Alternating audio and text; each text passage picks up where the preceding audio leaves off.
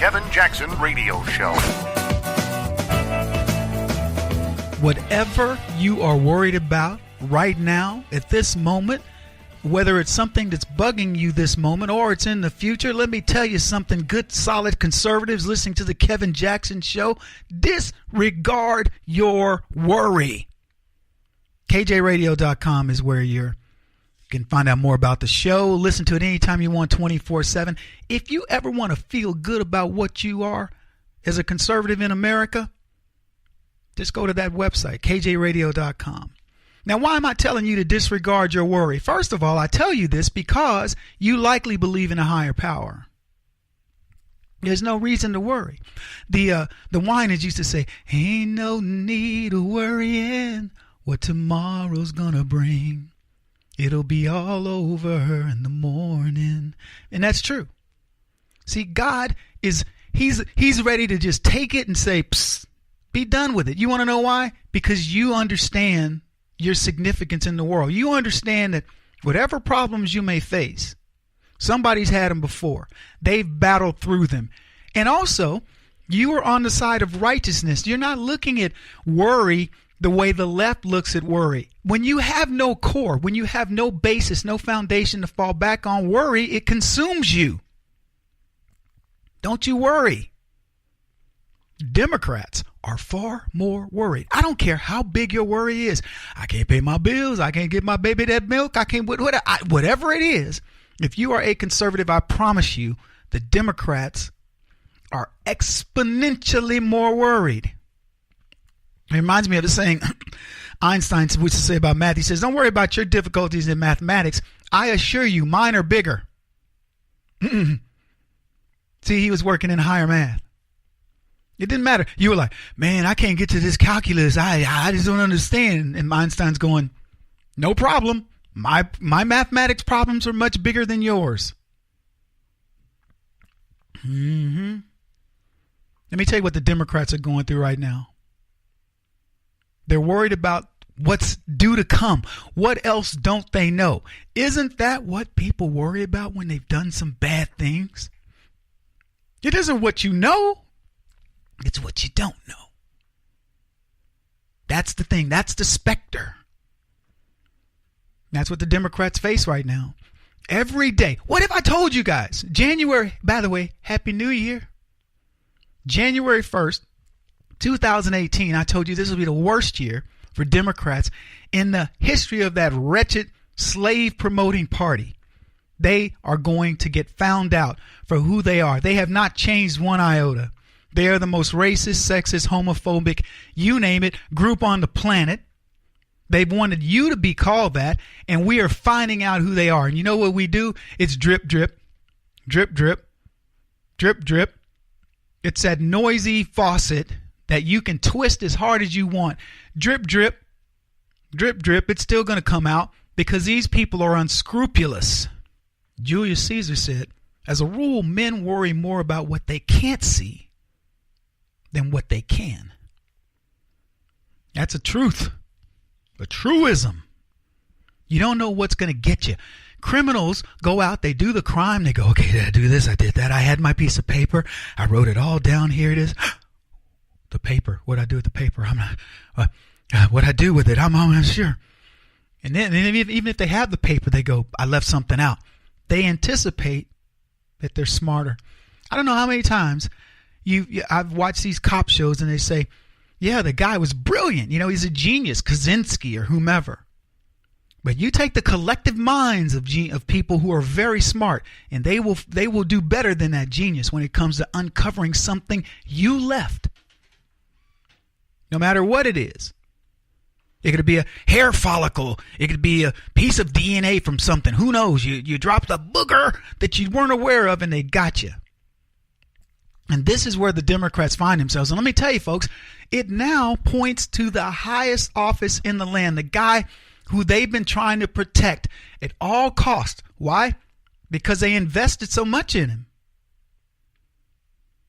They took we're all in, they shoved into the pot on a bluff. So now they find themselves going, uh-oh, what do we do? What will you do? You know, look, Old news. We talked about it the other day. Barack Obama is implicated. Hey, is this any news to you? If you've been listening to this program, The Kevin Jackson Show, you understand I've been telling you this. The only thing that should be news to you is they finally found out they got to the evidence. I told you it was coming. It was funny to me. We were caught up in all these dossiers and we were caught up in all these FISA memos of the Republicans, FISA memo of the Democrats, etc. And the responses. And I kept saying, is anybody even thinking about all the other things that are looming? Hillary Clinton's more of her email messages, FBI text messages, and then what do we get? We get a plethora, a smorgasbord, nirvana, the manna from heaven that comes down in the form of FBI text messages where they say POTUS wants us to keep him informed. Now, I don't know about you, not a whole lot of interpretation needed. I'm sure Adam Schiff and the rest of these guys are worrying what tomorrow's gonna bring. Because they better be. They better be. These guys understand the gravity of what's happening, and that worry is going to eat them alive. There's a saying, a day of worry is more exhausting than a week of work. So I want you to understand these people are going to have a year of exhaustion over the next couple of weeks because they are about to get raked over the coals. No more excuses, fellas.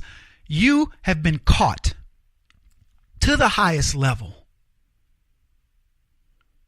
I'd like you to go back and recap. Do you think, conservatives listening to my show, do you believe that the Clinton Foundation now may be crooked? Remember when we talked about the Clinton Foundation and what did she say? The Trump Foundation is da da da da da. So Donald Trump said, whatever. Yeah, I don't even remember what the deals were, what happened, but I can tell you this, the Trump Foundation was nothing. He shut it down. He's like, fine, shut it down. Did the Clintons shut theirs down? No, still operational. I've posted their money. They're still bringing in money. It's dwindling, but let me just ask you one more time. Do you think it's crooked or not? Because you know it is. And now they got to worry about that. Uranium One and a whole bunch of other things. You don't have to worry. I'll be back in just a bit. I hope you stay with me. This is the Kevin Jackson Radio Show. Do you owe back taxes to the IRS or state? The secret to avoiding the IRS nightmare is to seek professional representation. My friends at Security Tax Associates provide the most cost-effective and ethical representation in the industry while helping to avoid seizures, levies, and wage garnishments.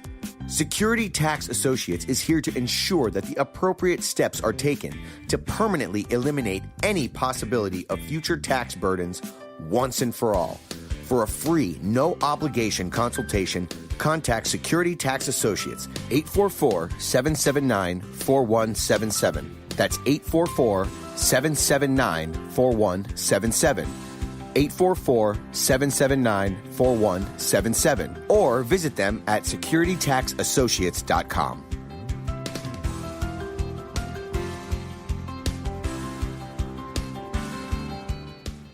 Beth Cook Moranville, author of Closer Than Your Breath, a book of hope. Hope, that wonderful, wonderful four-letter word that you may feel completely out of. I wrote this book to give you great hope. It's not too late. If fetal position is an all too familiar place for you, I understand. If the next 60 seconds are too long, this book is for you. Wherever you are right now, whether you're dealing with divorce or death or sickness, take hope. You are going to make it through this pain. Don't roll your eyes. I've walked this road and I know it. The best is yet to come. Closer Than Your Breath, a book of hope from author and speaker Beth Cook Moranville. Can be found on Amazon.com or Kindle.com. For more information, visit closerthanyourBreath.com or on Facebook at Closer Than Your Breath.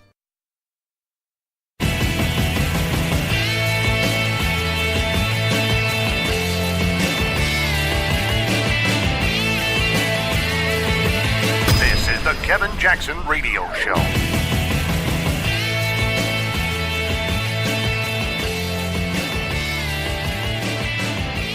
With respect to the rest of the world, I would say that particularly for women, you're absolutely right. They will bear the brunt of looking for the food, looking for the firewood, looking for the place to migrate to when all of the grass is finally gone as the desertification moves south and you have to keep moving your livestock, or your crops are no longer growing, they're burning up in the intense heat that we're now seeing reported across North Africa into the Middle East and into India. So yes, women once again will be the primarily burdened with the problems of climate change. Man, it's bad. It's bad for women. It don't get any better. Welcome back. Kevin Jackson here. 844-551-8255. Hey, if you happen to be a woman and if you look, believe it or don't believe it, I'd be curious. I'd like to hear from the ladies. Okay. Are you concerned about the deserts? She called it the desertification. I'm not lying. She don't even look at me like that. She said desertification. I've listened to that clip now 3 or 4 times, and I finally went, what did she say? Desertification. And it comes up with little red squiggly lines underneath it if you put it on Word. So I don't think it's a real word. Desertification. That's what she said. Play it back. Desertification moves south. Desertification. The desertification moves south. Boy, here's the deal. Women, you bear the brunt. You're going to be looking for the new lands. You're going to be looking for the new streams and all that. You're going to be packing up the childrens and the goats and the other livestock. And it's going to be on you. Yeah. And it was, as Hillary was describing this, I said this the other day when I first heard this clip, I said, I can just imagine Hillary getting all this stuff together. And Chelsea and her husband are off somewhere, and she's got the grandbaby, and Hillary's got the grandbaby hanging off of her breast, breastfeeding, or trying to. Baby's down at her hip, if you know what I mean. And she's rounding up the livestock, and Bill's over there talking to one of the herdsmen, while the women are working. Bill's over there with his pole in the water. I'll let you figure that one out. And, he's talking to herdsmen or whatever. And Hillary's got all this stuff going. And she's mad, because Secret Service ain't helping. As the desertification occurs in New York. I'm just trying to picture Hillary Clinton backing up Chappaqua, moving whatever animals that she and Bill have. Oh, man, that's just too funny. What a bleak picture Hillary Clinton paints of women. And I love this. Crops burning up in the intense heat reported across North Africa, the Middle East, and India. In other words, the intense heat of the desert. Here's what I'll make you a bet. I'll make you a bet. If the United States took over the Middle East and the Middle East got the United States, the Middle East would become a destination spot for the entire world.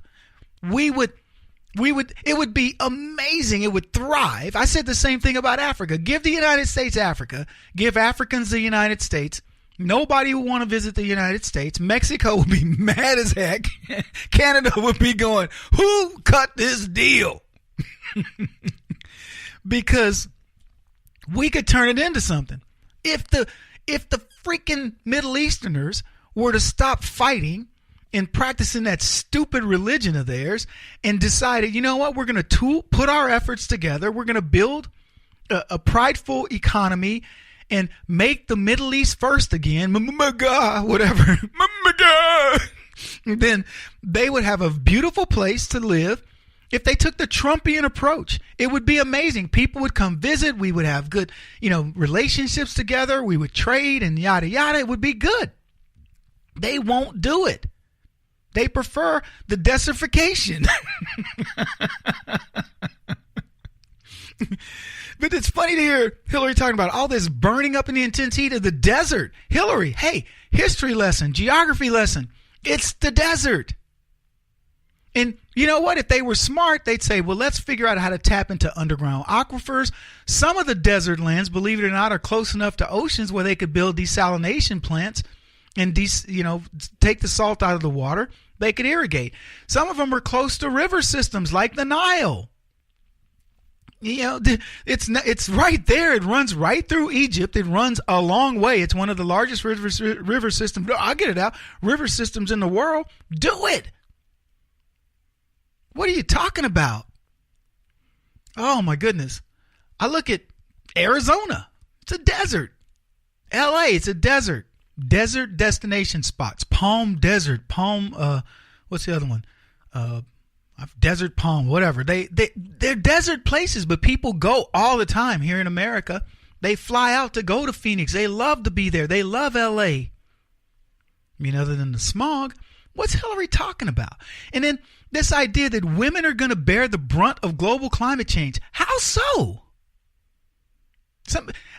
Look, this is this woe is me message that Hillary Clinton can't get away from. Men versus women. And it's funny.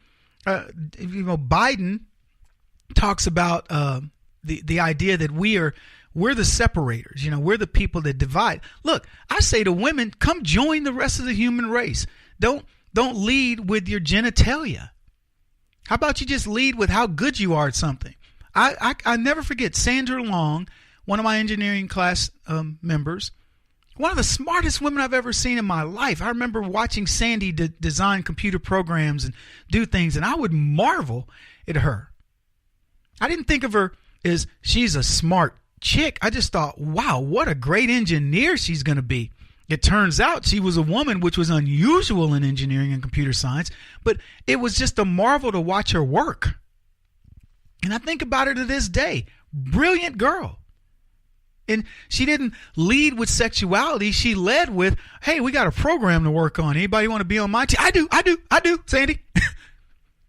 I'll be on your team. I'd work with her and go, this girl knows what she's doing, man. You knew if Sandy was on your team, you had a worker. You had somebody that was capable of rolling up her sleeves. She could put in the same amount of work, actually more, than most of the people you were going to pick. Yes, Sandy, on my team. You want to? Hey, great. Okay, good. Whew. Glad she's on my team. That was how I felt every single time. And there were good guys that were in the class, but boy, if I could get Sandy on my team, it had nothing to do with I didn't go, well, I'd like to get Sandy, but Bob over here, he's a guy. What's he going to think? It was no. Soon as the professor says, you guys can work together. Sandy, you got anybody? You want to work? Yeah. Okay, cool. We're together. Okay, great. Yeah. Half the time I was like, you sure you want me? You know what I mean? That's a good feeling for her, and she knows it. I've said it to her many times since we've seen each other after college. Back in a bit.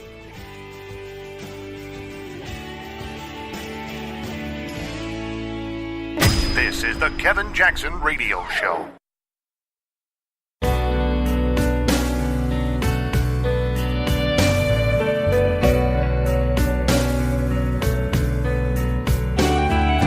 This is the Kevin Jackson Radio Show.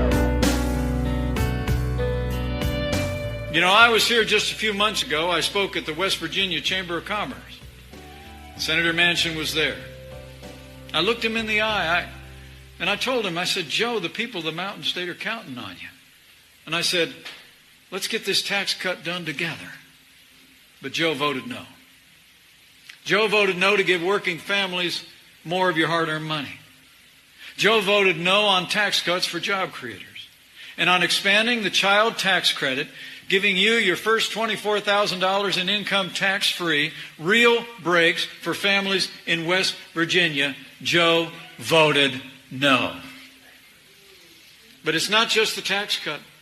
Senator Joe Manchin has voted no time and again on the policies that West Virginia needs. When the time came to repeal and replace the disaster of Obamacare, Joe voted no. When we empowered West Virginia to defund Planned Parenthood, Joe voted no. And when it comes to that wall that we're gonna build on the southern border. Joe said, quote, "Well, I'm not voting for the wall either." Folks, Joe's just gonna keep voting against West Virginia. Now that might make Chuck Schumer and Nancy Pelosi pretty happy. But West Virginia needs to let him know you expect better from Joe. I love that clip, and I also love that Vice President Pence is back out there on the trail, building up his own gravitas, learning from the master, Donald Trump, and you're watching this evolution of the Republicans that, quite frankly, the Democrats have no, what do they call it, Bush League. They have nobody coming up. No, I forget what they call it, but you know what I'm saying. They don't have anybody in the lineup that's ready to go coming up from AAA ball to get into the majors. Listening to Kevin Jackson, folks. kjradio.com, 844-551-8255 if you want to call the show. They don't have that group that's coming up. They've got nothing. They have everybody's got the same ideas, the same incestuous thoughts, and crazy policy positions that have gotten us in trouble and that Donald Trump is extricating us from, and that these guys don't even know how to behave with. So good for them.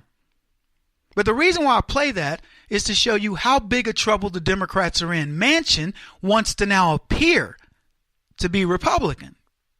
He's pulling a rhino John McCain in order to make people believe that he has seen the light. And there's Vice President Pence going, no, don't believe it.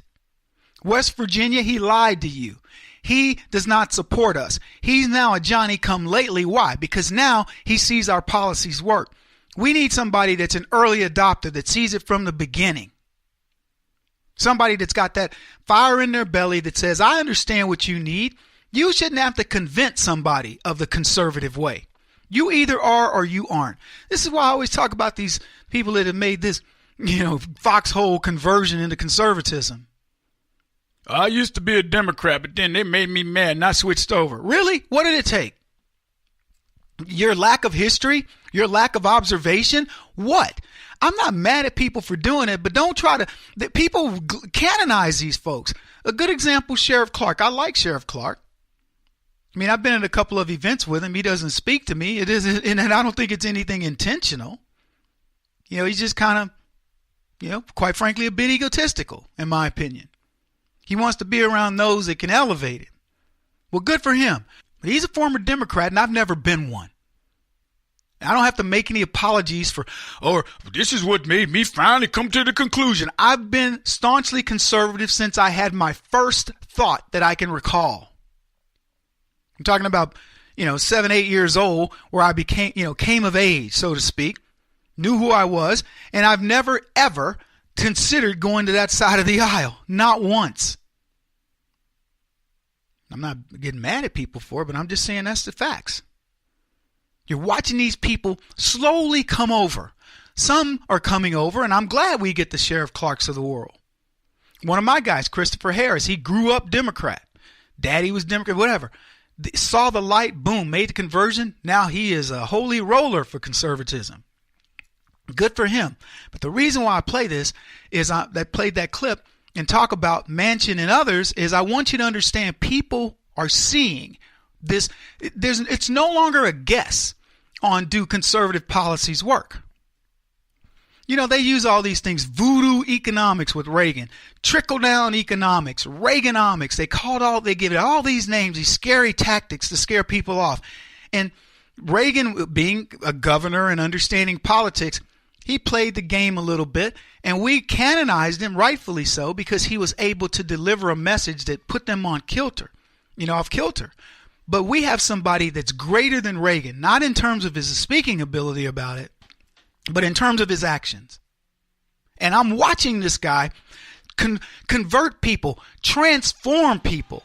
And how's he doing that? He transforms people because what Donald Trump does is say, I'm going to prove it to you by putting it in your pocket. I'm going to prove it to you by getting you that job. I'm going to prove it to you by getting you that lower cost in fuel, that lower cost in food, or whatever it may be. And he proves it. And now that it's being proven, you got the Johnny-come-latelys, the Manchins. He wants to come over and say, woo, look at me. Let me tell you what's happening right now Donald Trump made the comment the other day, we played that clip, where he talked about, I don't care if you shut the government down, I'm going to get DACA.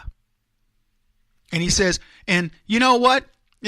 I'm going to get everything I want, and if it means shutting down the government, so be it. He goes, I can't speak for my representative friends here, but I suspect they believe. Dude, let's just play that clip. Good evening. I'm Shannon Bremen for Brett Baer tonight. We begin with a new warning from President Trump. He says he's perfectly willing to let the government shut down again if his border security plans are not accepted. Chief White House correspondent John Roberts starts us off tonight. Good evening, John. Shannon, good evening to you. With the clock ticking down to the March 5th deadline to get something done on the Dreamers and the government set to run out of money again on Thursday evening, the president appeared to roll those two things together into a threat that seemed to take everyone in Washington by surprise. Chairing a meeting on strategy to confront the notorious Hispanic gang MS-13, President Trump threw a bomb into talks on a budget deal, saying if he can't get an agreement on immigration reform, he's happy to have another government shutdown. I would shut it down over this issue.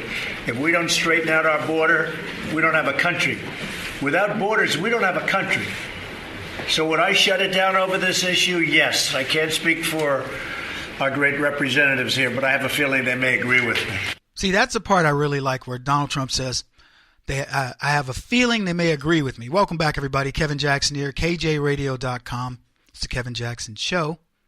Donald Trump is telling you, look, I'm a leader. This is what I'm going to do. Now, they're free to do what they want. I suspect they're going to agree with me. Now, why does he say that? He says it very simply, because he's got the Democrats on the ropes. The Democrats, like Manchin, are now saying, you know what? I better jump on board. The Republicans have done it. Do I really need to go back through these State of the Union stats where 97% of Republicans said they love the speech? 43% of Democrats say they love the speech. 72% of independents say they love the speech. The so-called direction of the country flipped within a month. In terms of, I think it was saying 41% said it was going in the wrong direction, 41% in the right direction, 53 in the wrong. A month later, 53 say it's in the right direction, 41 in the wrong. And that's skewed statistics. And because, like I said before, you can't have State of the Union speech like what Donald Trump had, where 97% of Republicans, 43% of Democrats, and 72% of independents like what he's doing, like the speech. The speech was the direction he was going. So disregard those other polls. They're nonsense. What you're witnessing is a full pendulum swing, folks, back in the other direction. Why? Because you have somebody who says, I'm not settling for what you've been telling me is right when I know it's wrong. I'm not settling for it on DACA. I'm not settling for it on building my wall. I'm not settling for it on this anemic economy that I inherited. I'm not settling for it on protection of American citizens over illegals. I'm not settling for it in protection of American citizens over Muslims. You can give me all the political correct nonsense you want. It isn't going to fly. And that's what Trump did that has the left moving over in droves. Now look, what do the hardcore elitists say? I'm died into progressivism. When we come back, I'm going to talk about Joe Biden and what he's having to say. But you listen to this hardcore so-called progressive and watch how he's having to meld over into other things. You want to know why? Into Donald Trump's way of thinking. And the reason is Donald Trump takes enough of what they want to do good in their programs, and he does exactly what the left would do. He steals it and says, now it's ours. Because here's the real deal, folks. It's always been ours. We're the people who are looking for the righteous thing to do. We can understand when an injustice has been done. And to these kids that have come over with their parents, illegal or otherwise, that are 2, 3, 4 years old, they didn't have a choice. Trump understands that. That's the compassion George Bush tried to get to and never could attain. Kevin Jackson on the Black Sphere Radio Network. Do you owe back taxes to the IRS or state? The secret to avoiding the IRS nightmare is to seek professional representation. My friends at Security Tax Associates provide the most cost-effective and ethical representation in the industry while helping to avoid seizures, levies, and wage garnishments. Security Tax Associates is here to ensure that the appropriate steps are taken to permanently eliminate any possibility of future tax burdens once and for all. For a free, no-obligation consultation, contact Security Tax Associates, 844-779-4177. That's 844-779-4177. 844-779-4177. Or visit them at securitytaxassociates.com.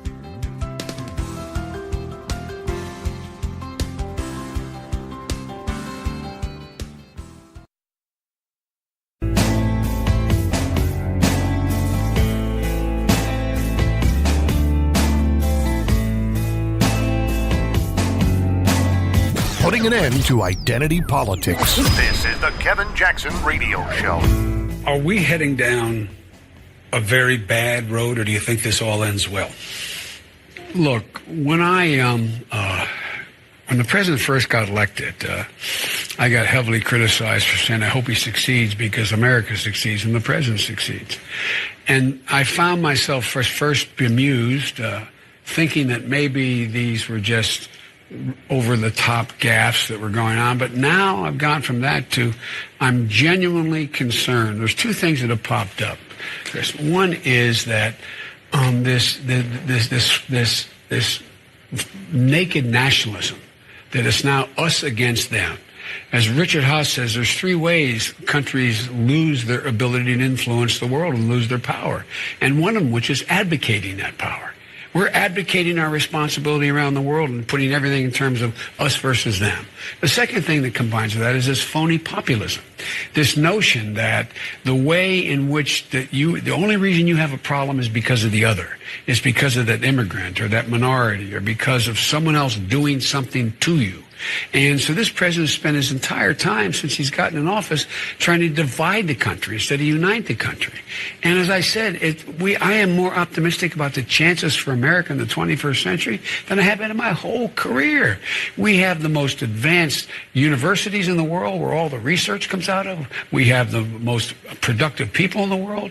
We have the most agile venture capitalists. We're in a situation where we're energy independent in North America. I mean, what are we doing?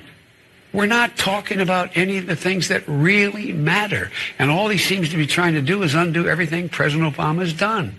But he's not able to do that, by the way. Why not? Well, because if you see what happens, he's tried to he's damaged health care, but it's not gone.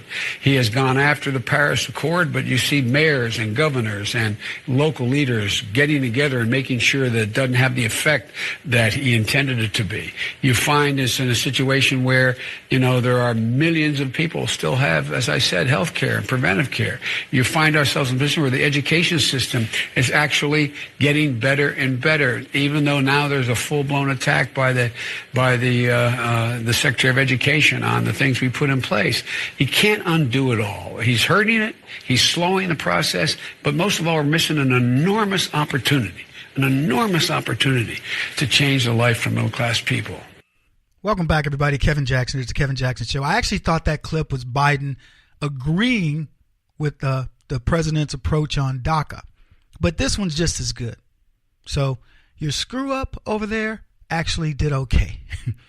kjradio.com if you want to give us a ring, 844-551-8255. So here's what's funny about what Biden just said. You could not be more screwed up than Joe Biden in this respect. Now, what we were going to play, which is him actually agreeing with the president on DACA, was me saying that, believe it or not, Biden is starting to soften. Now, I know what you just heard. You think, Kevin, that was Joe Biden. He's completely anti-Trump. It depends on how you hear it. So let me give you an example.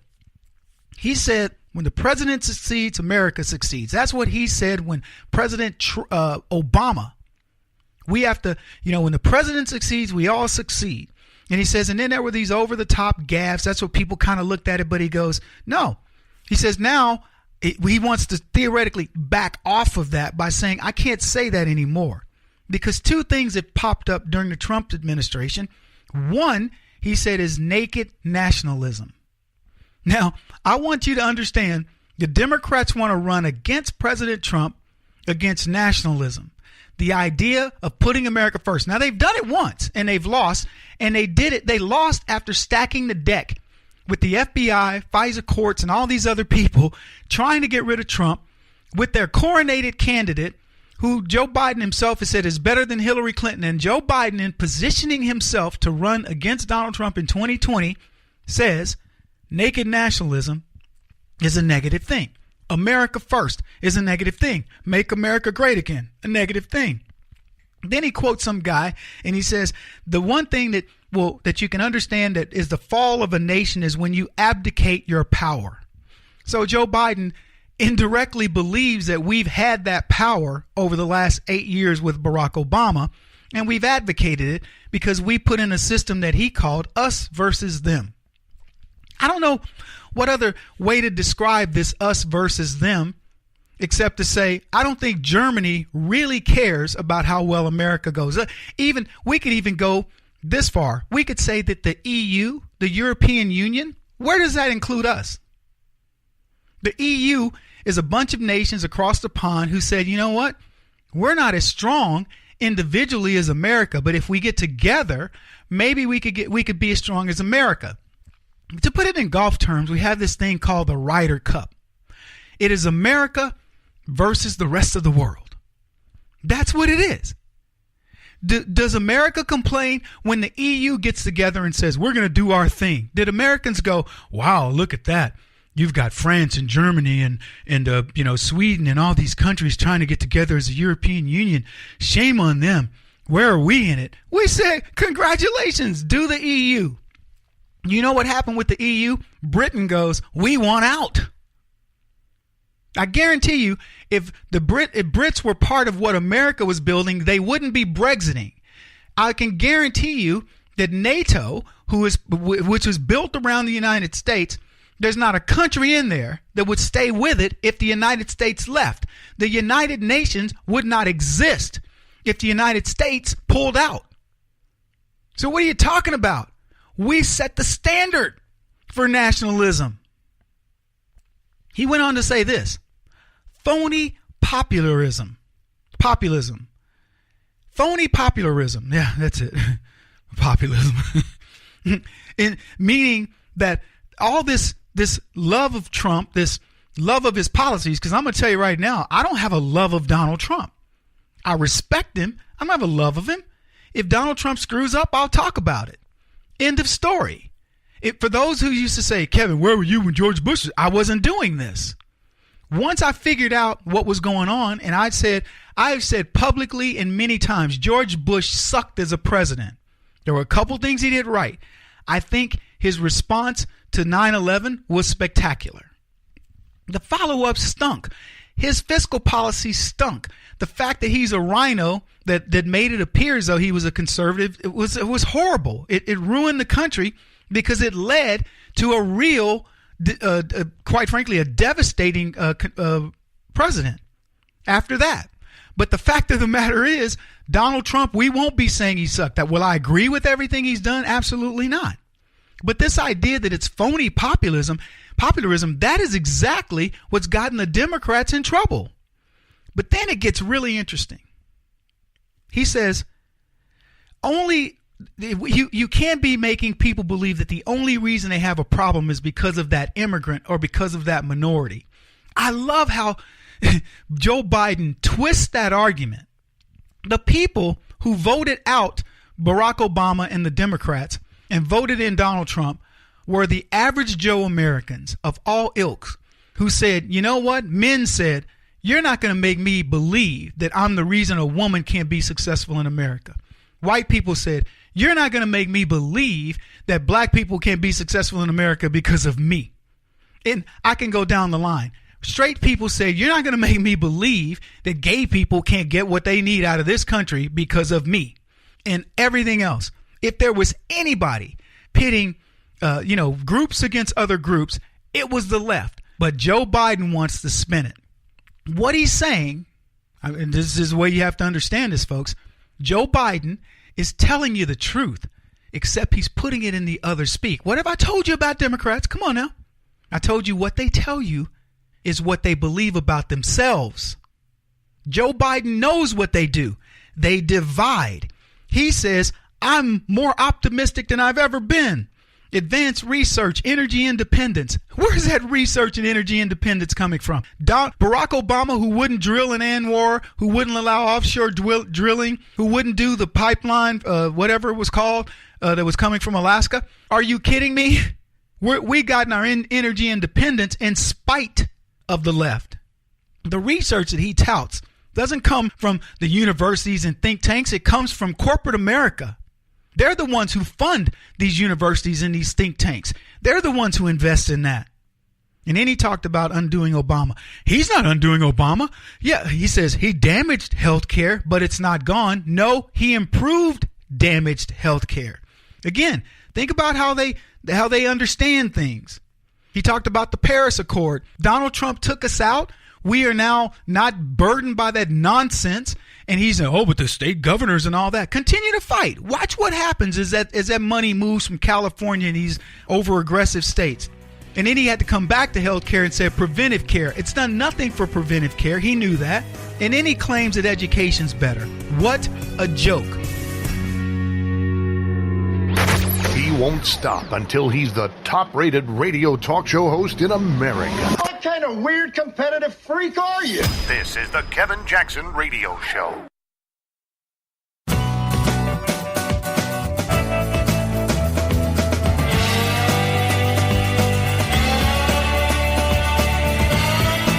This is the Kevin Jackson Radio Show.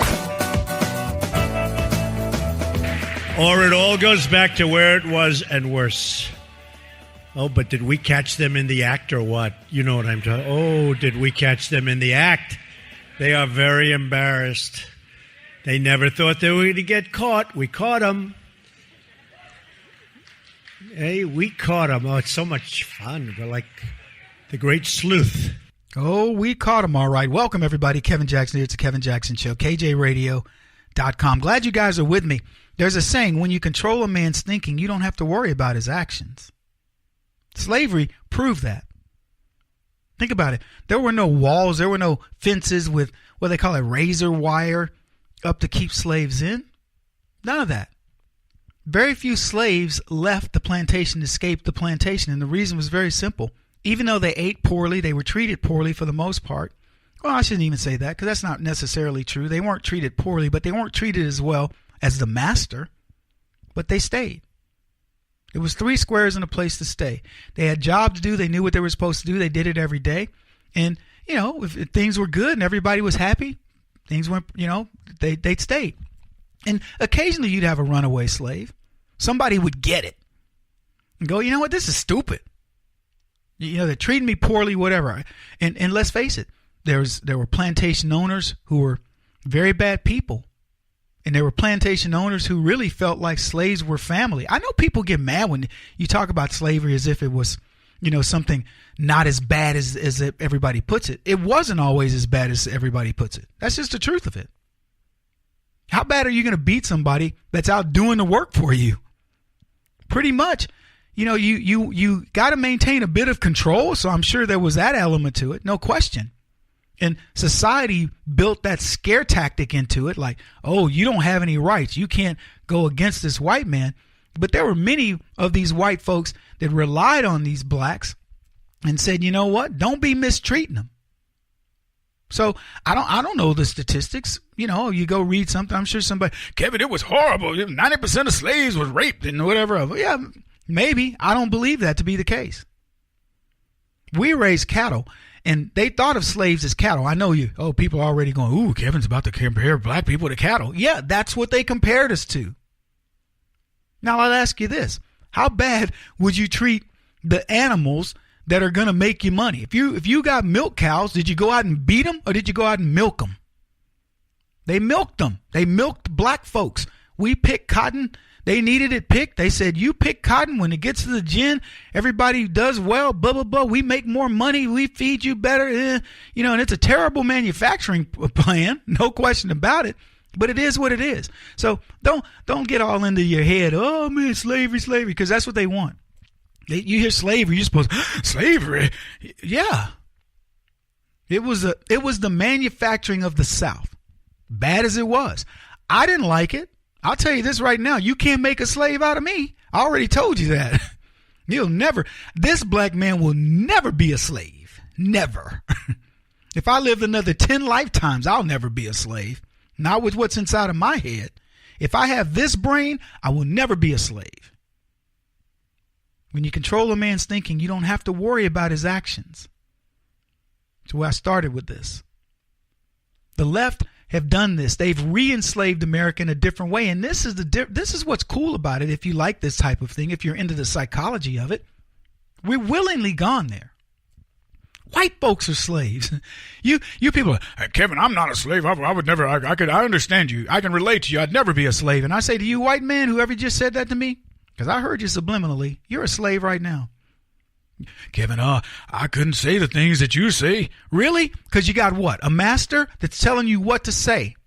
Let me repeat this. When you control a man's thinking, you don't have to worry about his actions. What do you think now? Huh? White folks, you out there making those decisions for yourself, doing all these things for yourself, you feel free? Then why do you keep telling me the same things? You're in the best position you've been in decades. I'm talking to you white folks right now. You got a champion. Donald Trump said this, sometimes by losing a battle, you find a new way to win the war. I don't know that he's lost many of these battles, but let's say that he has. What do you think he's done so far? How's he done? Has he represented you well? Oh, Kevin, they still call him a racist. Yeah, whatever. See, Donald Trump knows something about politics that's been long forgotten since leftism creeped in, because all you slaves out there have allowed it to happen. Government's first duty is to protect the people, not to run their lives. That came from the venerable Ronaldus Magnus, Ronald Reagan.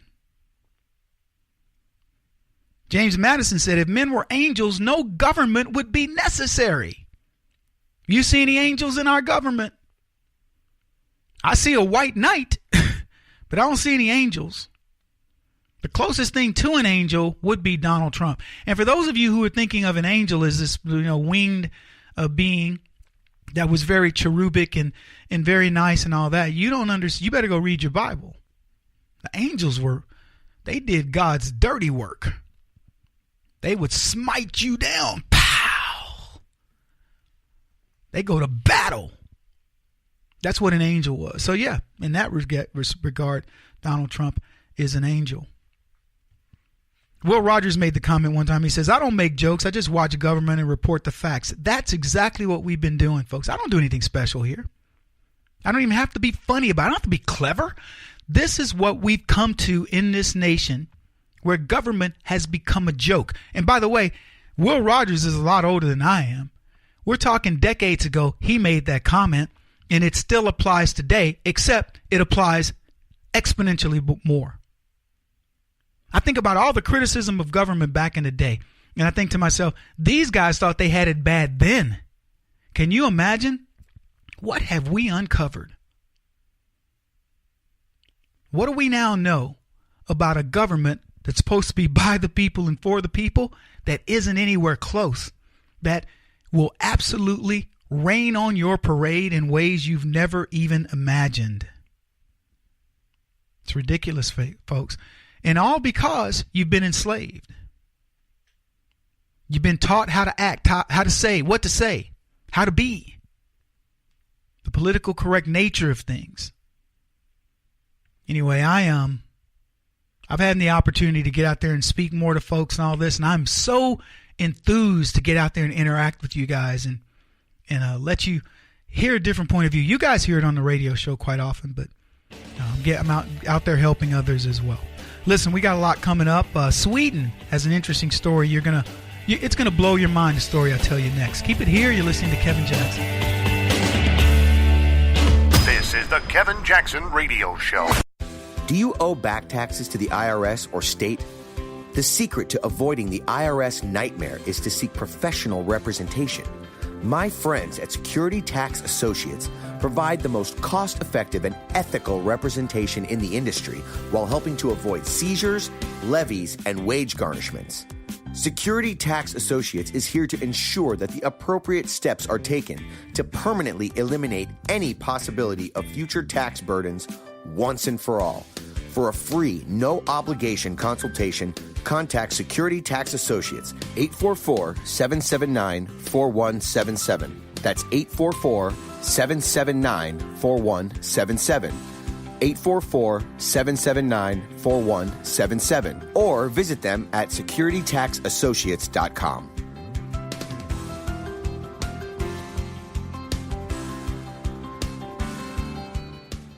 Beth Cook Moranville, author of Closer Than Your Breath, a book of hope. Hope, that wonderful, wonderful 4-letter word that you may feel completely out of. I wrote this book to give you great hope. It's not too late. If fetal position is an all too familiar place for you, I understand. If the next 60 seconds are too long, this book is for you. Wherever you are right now, whether you're dealing with divorce or death or sickness, take hope. You are going to make it through this pain. Don't roll your eyes. I've walked this road and I know it. The best is yet to come. Closer Than Your Breath, a book of hope from author and speaker Beth Cook Moranville, can be found on Amazon.com or Kindle.com.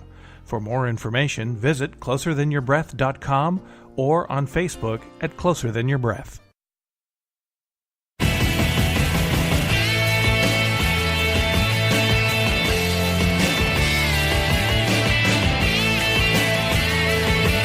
This is the Kevin Jackson Radio Show.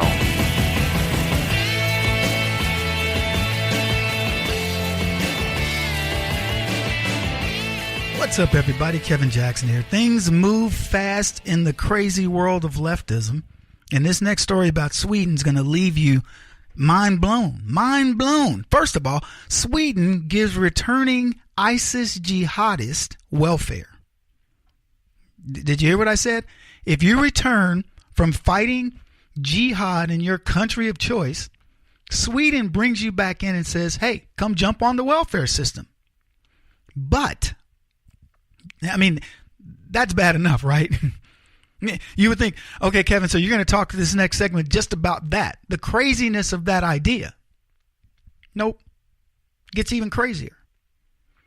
There's an entrepreneur who's being deported from Sweden, an immigrant being deported because he lowered his own salary.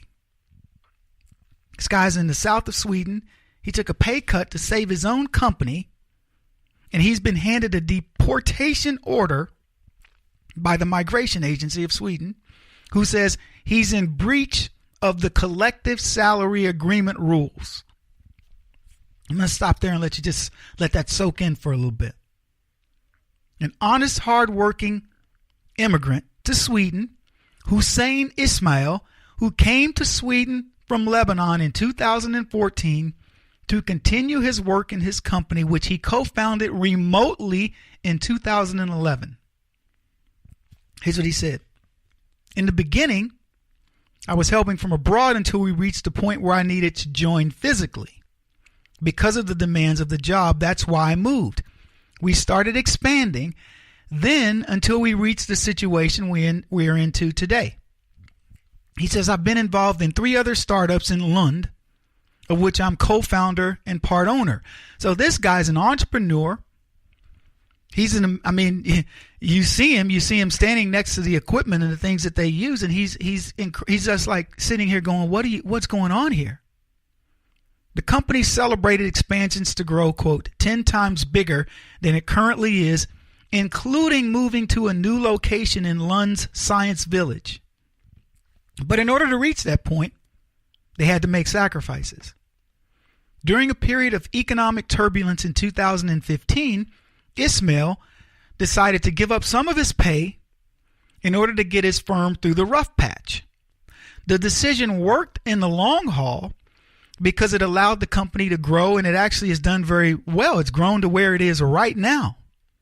But he's been told by the Swedish migration agency that the pay cut meant he was in breach of the minimum salary stipulated in his collective employment agreement. And as a result, they would not allow him to extend his work permit. I just want you to understand, when we talk about leftism, this is the type of thing you deal with. This is not a man in Sweden with rape culture. This is not a man in Sweden who's trying to live off the backs of the hardworking, tax-paying citizens of Sweden, or even people like himself. This is a guy who's willing to sacrifice. I don't know what his company does. It's called Birka Biostorage. Birka Biostorage. It looks like they're doing biomedical storage. That's just my gut feel, because I saw the picture. He's standing there in a lab coat. It's obviously something fairly high tech. But now he's got to leave the country because he took a pay cut in order to make his company successful. That's what you do. I don't know how many years, but it's at least 3. And I can't say I went fully unpaid, but I know this. One of the years I took no money. This is when I started a company. I took $0. I lived only on savings. The second year, I know I took less than $10,000. It was probably less than 5. And the third year was much the same. It took me 3 years to get that company over the hump. And then there were years where I tell myself, okay, I'm at least going to give myself a couple of grand a month. And you'd find yourself going, nope, I can only do 1,000 this month. Or in some cases, I can't take any. So this concept of doing that, that's what entrepreneurs do. And this guy gets penalized because of it. He has been issued a deportation order. He's got to leave Sweden within 4 weeks. He says this. They say, this is what he said. We agreed that we were going through a tough time economically in the startup and we needed to make sacrifices in order to survive. But Sweden has strict rules in the area that are designed to stop workers from being exploited. But Ishmael pointed out that he was in no way forced into the decision that he made as the owner of the company. He says, it was a conscious choice by a young company to sacrifice in the short term in order to get to the long term. No one wants to drop their own wages, he says, unless they have a good reason to sacrifice in order to build up the startup and continue expansion. If we hadn't done it at the time, he says, we wouldn't be in the position we are now with the plans that we have. He says, when they were contacted by the agency, they said there was no room to maneuver. This is back to how government works. Nope, these are the rules. It doesn't matter, because if you're the owner of the company and you cut your own salary, well, guess what? You've penalized a worker. And we are all about the workers because we're a socialist system. We don't understand why you would even consider doing that unless you did it for, one all for one and one for. I don't know what they were expecting this guy to do. He says we fully understand. This is what their thing was. We fully understand that it may seem harsh, but the law as it was designed today does not provide space for people with an employee's residence permit to consciously waive legal defined requirements. Just understand this. The person saying this in this agency doesn't have enough common sense to see this as an exception. That's the rule. Nobody was hurt. The only person hurt was the guy who started the company. It wasn't one of the employees. He didn't go to the employee and say, hey, listen, you're going to have to take a cut. I'm going to keep my money. You're going to have to take a cut. He did exactly what you're supposed to do. This is what I keep telling you guys. You play by the rules when it comes to socialism, leftism, call it whatever you want. You play by the rules. You want to be successful. They will do everything they can to stop you. The only way for him to conform to if he'd conform to the rules, the company doesn't grow. And you know what socialism says? So be it. And even when confronted with a stupid idea, with a place where you should make an exception in a business, if you ran into this, you'd go, well, that's an easy exception. Nobody gets hurt. It's a principled decision based on management. No problem. Exception noted. Boom, you're in the business, go do it. Because that's what entrepreneurs are willing to do to grow their companies.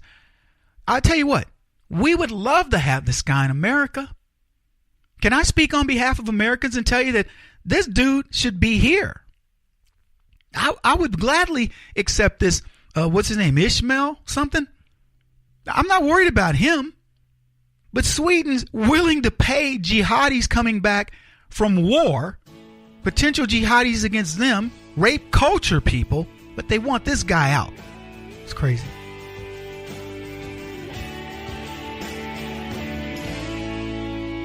This is the Kevin Jackson Radio Show.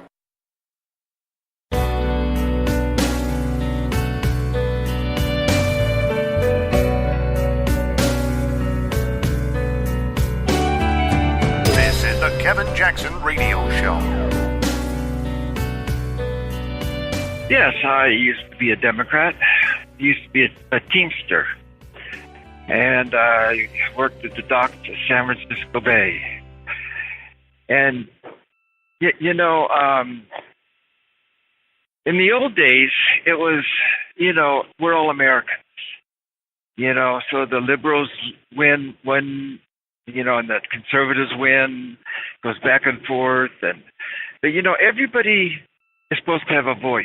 Everybody's supposed to have a vote, you know.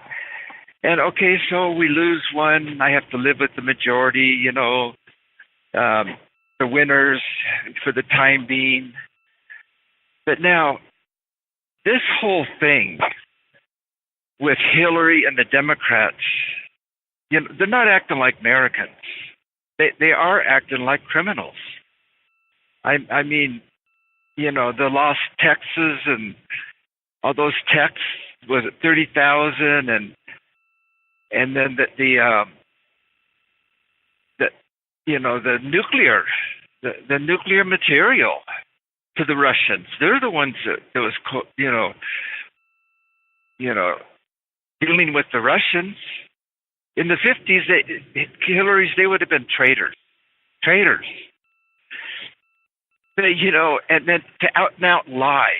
I mean, it's one thing to just out talk, you know, who has the better argument? The out and out lie with this fake dossier against Trump, and then also with the Alabama judge. I mean, this is dirty. This is a war. This is, you know, it's, you know, I mean, don't they realize that the people voted in Trump? And they want the wall. They want to get rid of Obamacare. They want lower taxes. They want to bring back jobs and build the middle class. They want to lower the trade deficit. This is what the people want. But the Democrats, these lying thieves, these crooks, they are out to destroy America. They don't want freedom anymore. They don't want liberty. They don't want the people to rule. They want socialism or a king. They want to rule. They want us to be little sheep while they do all the ruling. You know, oh, we got to wake up. All the Democrats, all the Republicans, Americans, wake up. Appreciate that call. I will tell you guys, that is a Democrat, a former Democrat, and I believe he said he was in the union, and he's converted. And I wanted to put that gentleman on the radio just to show you guys that I'm not making this stuff up. Glad you're here. Kevin Jackson is the show you're listening to, The Kevin Jackson Show. I happen to be Kevin Jackson. And look, those people are out there. They are converting in droves. And there's a simple reason for it. They're not as dumb as the Democrats make them out to believe. That gentleman gets it. How many things did he point out? The lying, the orchestration to make Trump look bad. How many people do you think are waking up to the realization of just how bad the Democrat Party is? What they're willing to do to win based on an ideology. Here's where me and the gentleman part ways a bit. He said, you know, we were Democrats and Republicans back in the day, and, you know, but we were all one America. And maybe that's true to a degree, but I can't imagine you being a Democrat saying, okay, it's for a union to, guarantee me a wage, whether I work a certain number of things, is a good thing. I can't imagine you being a Democrat and looking at their policies going back, no matter how far you go back. I can't imagine anybody believing that that's pro-American, anything that they've done. That's not to say everything that the Republicans did is correct, but I would at least tell you that they thought it was probably good for the country. Now, you can debate wars and stuff like that, but as far as the economy goes and how people should live, Democrats have been putting people in buckets for decades, pitting people against one another, rich against poor, the steel worker against the executive, the man against the woman, the black against the white, and so on and so forth, to the point where you can't even see straight. And we'll go into some stories about that. I particularly want to relate to you guys a story about Pepsi and what they've done with Doritos. But this is a guy questioning his party. I don't know when he made the conversion. Maybe he'll call back and let us know. When did you make the conversion? Why did you make it? Are people around you talking about the same thing? I'm curious. He mentioned the hit job on Roy Moore in Alabama. Do you think there are people rethinking what the Democrats said about him? All the allegations of sexual misconduct on Roy Moore, are you believing it now that these other things are becoming more clear? Democrats are waking up. And here's the thing. Forget political parties. Forget the title of Republican. There are many Republicans who understand. We've understood for decades that just voting for a Republican isn't the answer. We solved our problem. I keep going back to the election. We had 17 amazing people, some less than others. And these are people that were diverse in their views. I mean, it was crazy how diverse they were in their views. And we picked the one guy who was probably in other words, if we were going to change politics, we couldn't have picked a better person. The Democrats, for all their lying pontification about we're the party of all these differences, they picked a rich white woman who had ridden on the back of her husband, and they effectively coronated her. She was a queen to begin with. In other words, you couldn't pick more, quote, Democrat royalty than you did Hillary Clinton. And what did we do? We picked a blue-collar billionaire who'd never been in politics. Oh, yeah, he ran for this or that. I'm saying no serious attempt to run for public office, Donald Trump, until now. And we picked that guy. We couldn't have been more anti-establishment. I go back to the other day when I was talking to you guys about you're the resistance. Little did you know, you're the resistance. We used to believe in government. And we looked at these knuckleheads that were at Berkeley and various other colleges, Kent State and many others, and we said, these guys are radicals. They're drug, their brains are fried.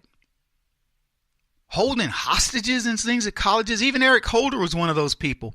We looked at them and said, these people are crazy. Those are the people that took over government. And we became the resistance. We became the people fighting against these guys. You know why? Because they feel like everything that they do, and I can say this in an absolute, everything that they do is strictly an attempt to get back at you. It isn't that they believe their policies are going to work. Right now, I'll give you an example. Eric Holder has collected $16 million so he can work on gerrymandering. He's got a 2-year plan to gerrymander all of the districts so that no matter where we are in this country, you're going to lose as a Republican. You ever hear them say things like, when you go into the national election, the Democrats already have an advantage? You know what their advantage is? Big cities. Big cities control the politics of the state. Look at a state. Look at the red versus the blue. Blue will be in one concentrated little dot in comparison to the rest of the state. Whether it's Illinois, the Democrats are done by Chicago. New York, Democrats are done by New York City. You name it. Ohio, Cleveland, and on and on. So that's how things are done. So they've already got a huge advantage because they've amassed people into these areas. And Eric Holder says, no, the gerrymandering is occurring by the Republicans. No, the gerrymander has already occurred by the Democrats. And what Republicans attempt to do is even it out so that we actually have a fighting chance.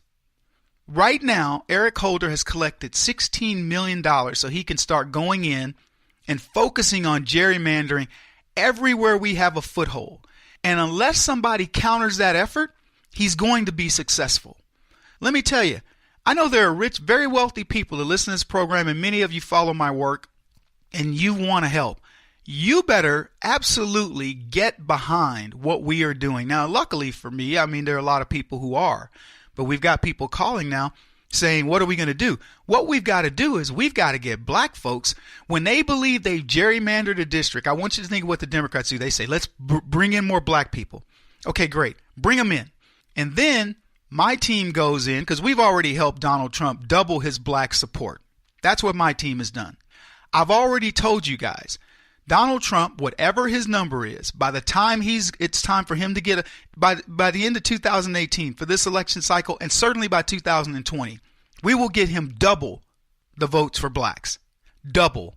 I have a project, and that's what we're going to be working on. So if you believe in that mission, you better go to my website, theblacksphere.net, and donate to support it, because we're one of the people that can actually make that happen. Anyway, all I'm telling you guys is the Democrats are out there. They're ready to leave, and they are leaving. Kevin Jackson on the Black Sphere Radio Network. Do you owe back taxes to the IRS or state? The secret to avoiding the IRS nightmare is to seek professional representation. My friends at Security Tax Associates provide the most cost-effective and ethical representation in the industry while helping to avoid seizures, levies, and wage garnishments.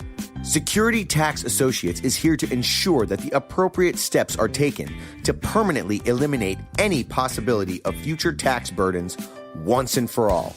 For a free, no-obligation consultation, contact Security Tax Associates, 844-779-4177. That's 844-779-4177. 844-779-4177. Or visit them at securitytaxassociates.com.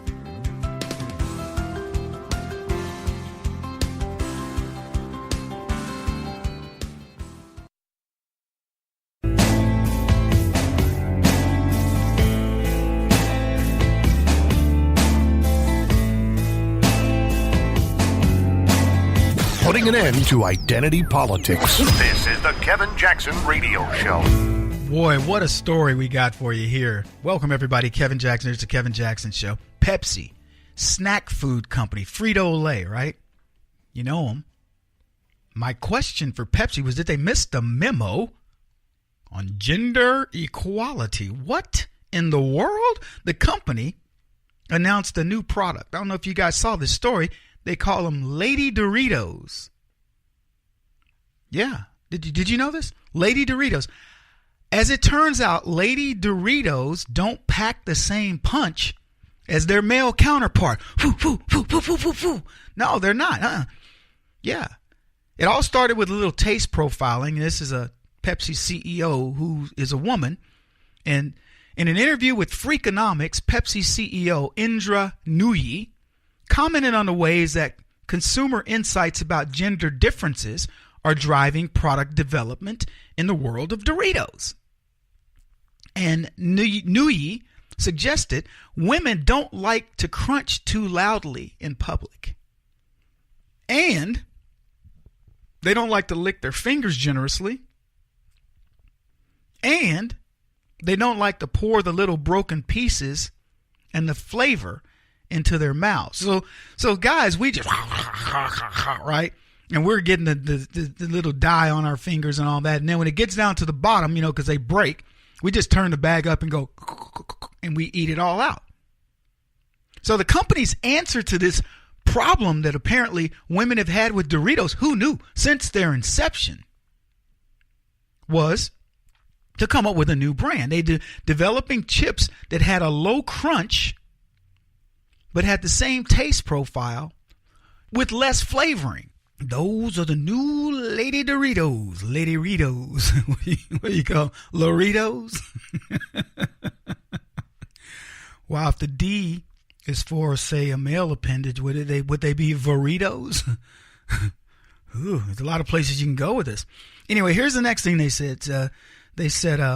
And how can you put it in a purse? Noye mused. Apparently, the current chip bags aren't cutting it for the handbag wielders of the world, because she says women love to carry a snack in their purse. I think she meant purses if she was saying women. To see, it would have been woman. A woman loves to carry a snack in her purse. Women love to carry snacks in their purses. See, just keeping all the verb tenses correctly here. Matching the noun. I love this story. So imagine this. Women are carrying chips, which crumble easier in a purse full of gadgets. Why didn't Pepsi, Frito-Lay, whatever, why didn't they just call them Lady Crumbs instead of Lady Doritos? Because let me tell you, if you put a bag of Doritos in a backpack, a purse, in your pocket, whatever, it's going to be nothing but crumbs. And if they're Lady Veritos, then they're going to crumble a lot easier because they're delicate. They're much more delicate than regular Doritos.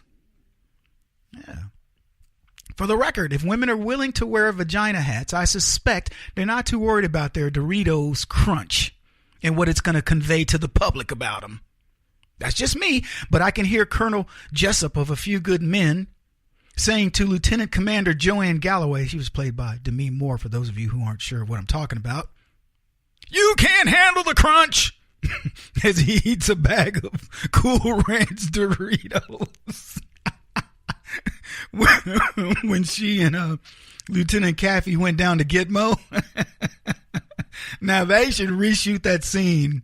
Seriously, this would be a great Dorito. If they were going to launch this, they should reshoot that scene with Colonel Jessup just sitting there, crunch, crunch, crunch, crunch.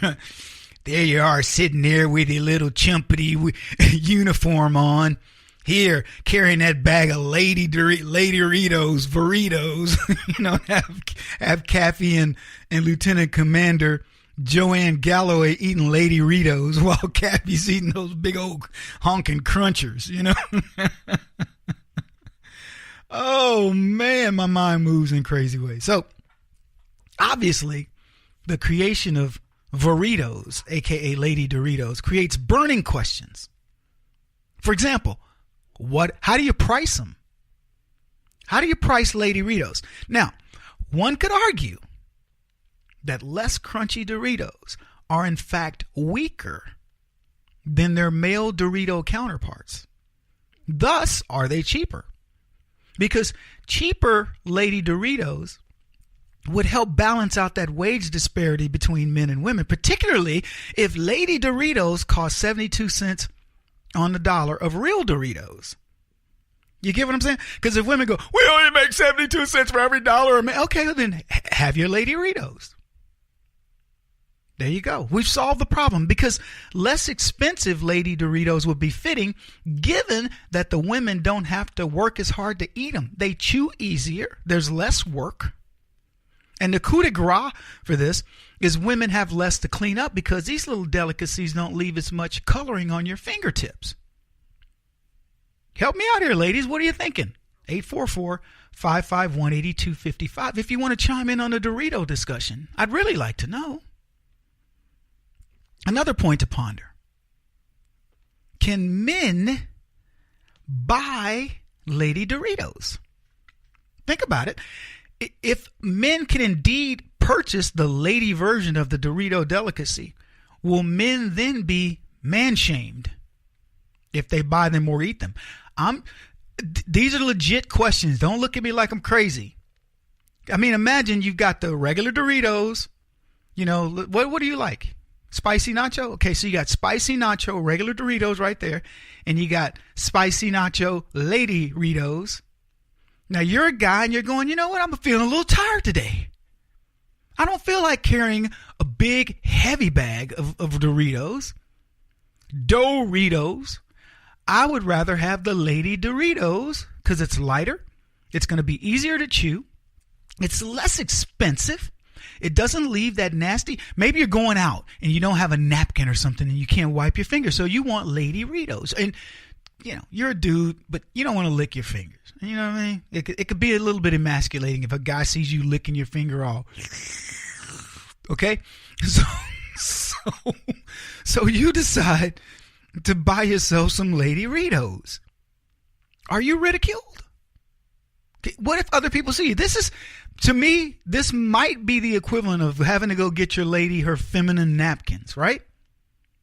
What if you were, which brings up another question. What if you're buying Lady Ritos for a woman, but they're gonna like challenge you? Hey, what are you doing getting Lady Ritos? Well, they're not for me, they're for my girl. Yeah, whatever, dude. No, she's right there. Look outside. Look, she's waving. Look up, honey. Come on, look up. And you call her. Hey, look, will you let this guy know I'm buying these for you? And she's shaking her head. Nope. They're for him. Oh, man. But hey, there's an even more controversial aspect of the Lady Doritos, and it has to do with here we go. You're waiting for it, right? The LGBT community. How will they handle the new development in the Doritos world? Are we going to have issues around transgender people purchasing Lady Doritos? For example, will cashiers be required to check the genitalia of the purchaser of the Lady Doritos before they can even authorize the purchase? Will a blue light or a red light go off? You know what I'm saying? These are legit. These are legit questions. I see no problem if you're man to woman transgender, because, you know, you're probably dressing, looking like a woman, blah, blah, blah. But what about women to men? Can Chaz Bono buy Lady Doritos? I'm just curious. Or will he have to have his significant other do so while he then takes them to the bathroom at Target to eat them? These are legit. Don't even look at me like I'm crazy. These are legitimate questions. Imagine the new dilemma for Taco Bell. Will the Dorito taco be made from Lady Doritos or Man Doritos? If Taco Bell continues to use Man Doritos, are they being misogynist? After all, when they launched the product, they had no idea there would be any gender issues with their Dorito taco. So you can see, people, we no longer live in a world where you can just make a product decision, as Pepsi has done here, without thinking of the ramifications. There are societal ramifications of everything that you do now. I know I'm starting to sound like Seinfeld's lawyer. So when they decided to make the Doritos, was Taco Bell alerted? If Taco Bell was not alerted, I see a lawsuit here. See, it's not as simple as a concept as you might think, thanks to these leftists. But let me tell you, thankfully they killed the idea. Yep, Pepsi backpedaled, chalked it up to a misunderstanding. The reporting on specific Dorito products for feminine consumers is inaccurate, PepsiCo told ABC in a news statement. We already have Doritos for women. They're called Doritos. They're enjoyed by millions of people every day. He won't stop until he's the top-rated radio talk show host in America. What kind of weird competitive freak are you? This is the Kevin Jackson Radio Show.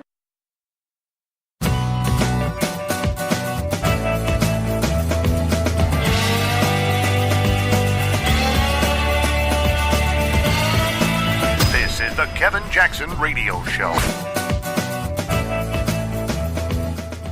What's up, everybody? I told you, whatever your worry is, take it off your plate, baby, because your worry pales in comparison to the worry of the Democrats.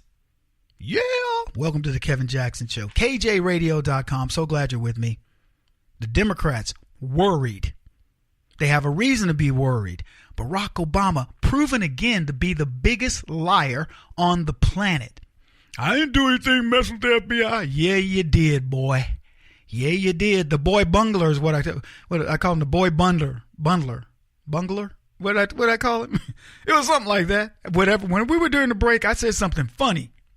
When I say something funny, y'all better write it down and remind me, okay? Because I don't like this stuff where I got to rethink about things. I pay people so I don't have to think hard, okay? Woo! It's good timing right now. It's a good time to be a conservative, isn't it?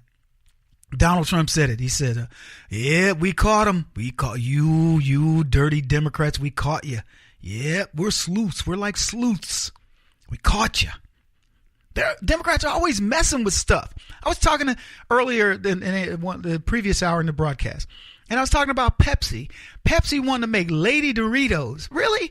As if there's a distinction between human beings eating corn chips. Oh, no, ladies prefer a more delicate chip that leaves less of a residue on the fingertips. Really? Because if you're going to go that route, I bet there's some dudes that prefer that too. Look, if you had come out with the lady chip before you came out with the more bulky version, the Dorito, then dudes would have been eating the lady chips and we wouldn't have even known. But see, that's how leftism is. They can't make a product without going, oh, no, that's the lady version. That's the LGBT version. That's the black version. Look, it's food. No, Kevin, that's soul food. No, it isn't. That's Southern cooking, boy. I grew up in the South. Or as we like to say in the black community, the South. So don't tell me that's soul food. That's Southern cooking. You know what Southern cooking is? Po folk food. Po folk. Yeah, people that can't even afford the OR to put on the poor. Po people. That's what we're talking about here. Anyway, the PepsiCo came out later and said, well, we didn't really develop this new potato chip. Yeah, you did. They had done it. Yeah, they had done it. They thought that the regular potato chip that had been developed and proven to be a good chip, you know what they did? They said, let's socially engineer our chip. And you know why I know they did this? Because Pepsi, do you guys remember this? You mean, you know where I'm going? The gay, yes, the LGBT chip. Pepsi came out with an LGBT chip. Now, here's what was funny. They put on the bag a rainbow, right? And the packaging of it was a rainbow, as if they were going to fool gay people into believing that the chips inside of there were homosexuals. I mean, what kind of nonsense is this? Why are you going to put a gay bag? Hey, LGBTQ community, come get your gay Doritos. So the LGBT community was like, oh, heck yeah. I'm going to go get me some of them gay chips. Woo-hoo, boy, girlfriend. And they would snap it and all that. And they go in and get this bag of chips and they open it up. And you know what? Heterosexual chips in the bag. What? You ain't fooling this, girlfriend. And they're taking them back in droves. I want the gay chips. And so PepsiCo had a problem. Well, I don't know. How do we convince them that these chips are not heterosexual? How do we convince them that these are LGBT chips? Chips that are still questioning what they are. Am I a chip or am I a cracker or am I a pretzel? Do you see the craziness of the left? Y'all think people that listen to this show think I'm kidding about the gay chips. They came out with a gay bag for the LGBT community. Now, what it is, it's a pander. It's a pander. Doritos are up there on the thing, and instead of just appreciating the fact that we're all human beings, what does PepsiCo do? Hey, we're going to produce a bag that's got a rainbow on it, and that's going to get the gay community to stop buying those other people's chips. And they're going to switch over to us because we got gay chips. And I guess what they figured out is that those gay chips couldn't multiply. You know, what are you going to do? You're going to adopt? What are you going to do? Adopt what? Little Cheetos or something? No. So the gay chips couldn't multiply, so they ran out of a supply, and now they're back to just doing regular old Doritos. Imagine my surprise. What if all companies thought like this, where they said, look, we're going to separate our demographic and we're going to do, chips for gays. We're going to do chips for women. We're going to do chips for Mexicans or whatever. So I'd love to see Pepsi's new marketing plan, PepsiCo with the chips, Doritos. They've already marketed them to the Mexicans. Why are white people and other people eating these? They're called Doritos. I don't even know what Doritos is. Dorito like something in Spanish? I don't even know. But it's got me talking like this now. So what do you want me to say to you, okay? It sounds more kind of Italian, but you get where I'm going with this. It's a Dorito. It's used to you eat this with tacos and stuff like this, So what is it? What are they going to call it if it's black? Negritos? Hey, get yourself some Negroes. What is it? It's a Dorito for black people. What? I look inside and go, it looks the same as the Mexican chips. We can't help you with that, brother. Just pretend. Or, it's got like a big old afro dashiki dude wearing big old glasses and stuff. All that making me feel like I'm getting some Africanized chips. These have a little bit more bite to them, like those bees, Kev. I mean, what else? Coke for women? It doesn't have quite the acidity of the Coke, the regular Coke. Women like it to go down a little smoother or something. I don't know. Kit Kat for women?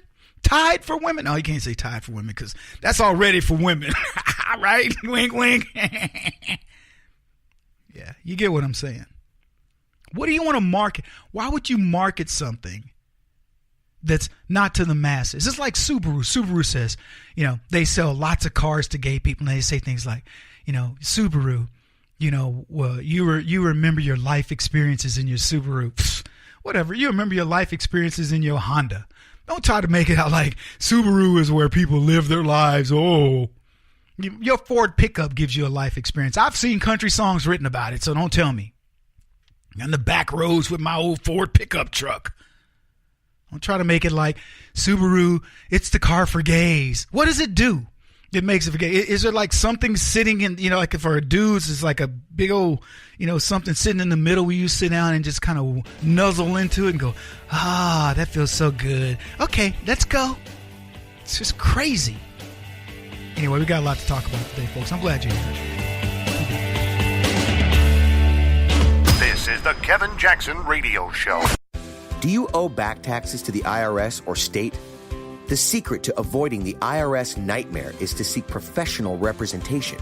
My friends at Security Tax Associates provide the most cost-effective and ethical representation in the industry while helping to avoid seizures, levies, and wage garnishments. Security Tax Associates is here to ensure that the appropriate steps are taken to permanently eliminate any possibility of future tax burdens once and for all. For a free, no-obligation consultation, contact Security Tax Associates, 844-779-4177. That's 844-779-4177. 844-779-4177. Or visit them at securitytaxassociates.com.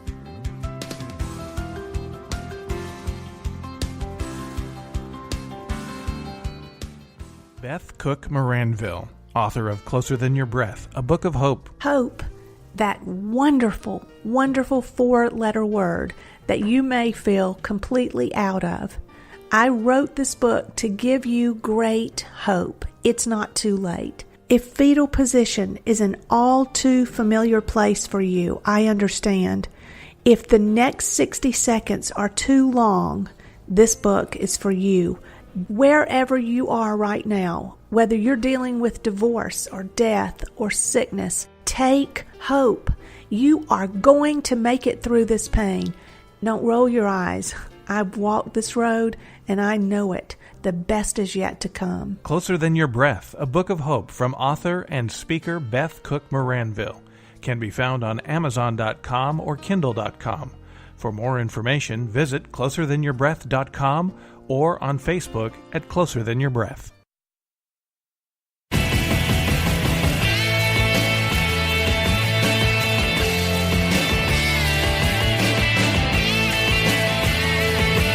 This is the Kevin Jackson Radio Show.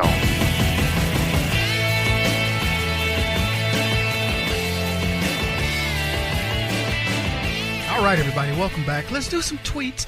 But you know what, before we get into that, here's what I want to tell you. Nancy Pelosi stood for 8 hours, and it's amazing to me, everything that this woman stood for. By the way, one of the memes that I saw about her was she stood for 8 hours talking about illegals and would not stand at all for Americans during President Trump's State of the Union. Didn't stand for the military, didn't stand for black unemployment, didn't stand for all these other things. 8 hours.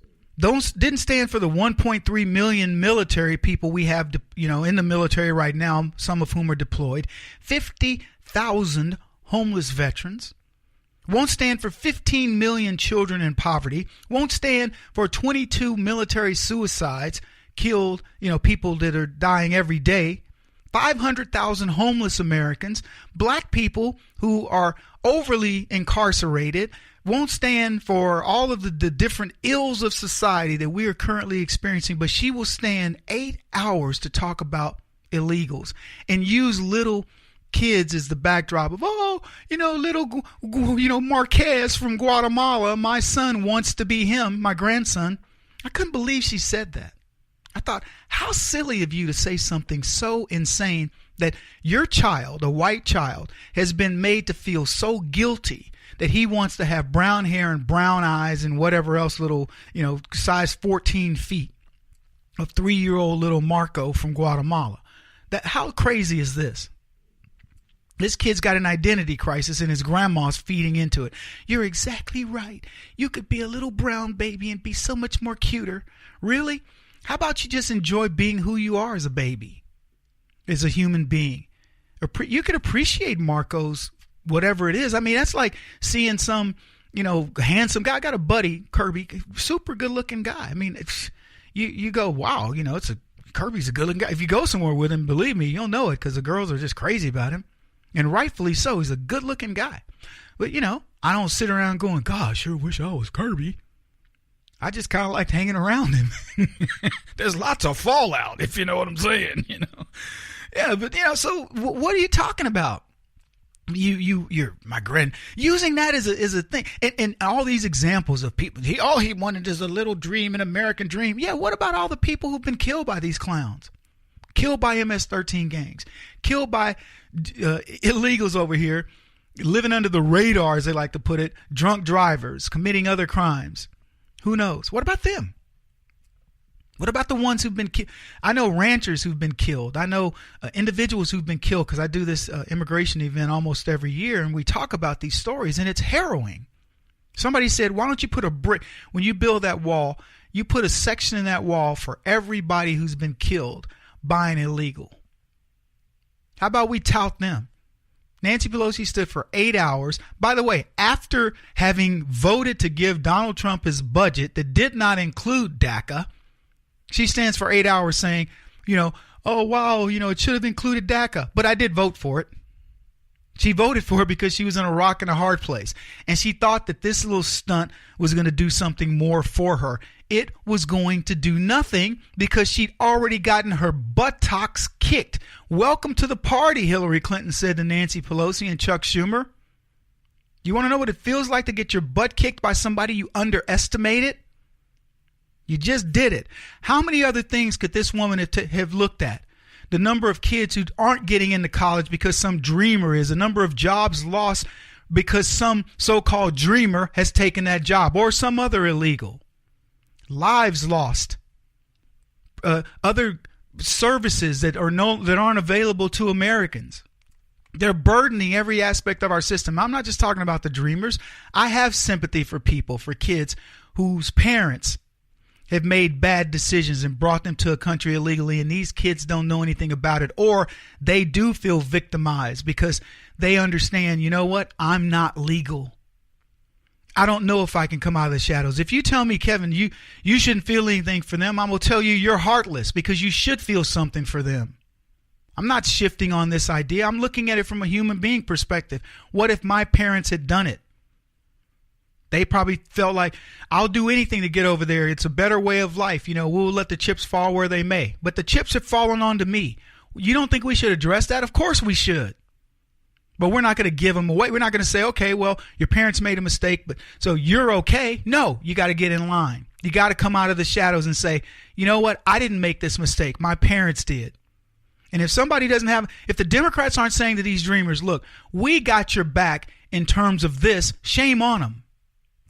Because they should. They should have been saying to these guys, come out. We will protect you.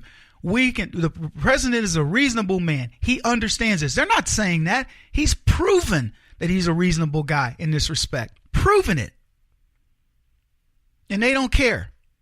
Donald Trump says, they said there's 600,000. He goes, you know what? I think there are more. I think there are more. I believe there are 1.8 million. I believe the majority of them don't want to come out. So you want to come out, we got your back. But you're going to get in this line and you're going to do it the right way.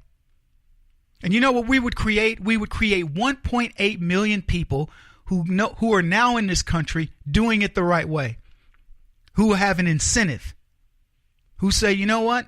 I'm never going to Guatemala. I'm never going to Mexico. I'm never going to El Salvador. I want to be an American, and if whatever it takes, I'm willing to do it.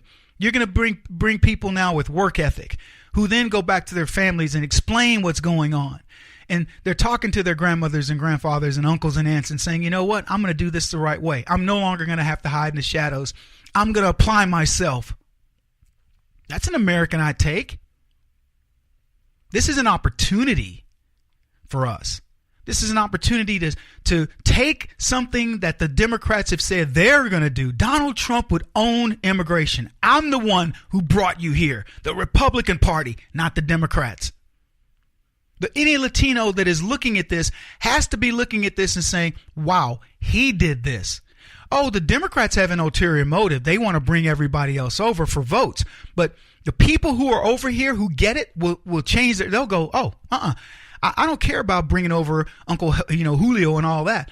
He promised to take care of our people that were here, and he did it. We can steal this from them because it isn't even to be stolen. It's something they stole.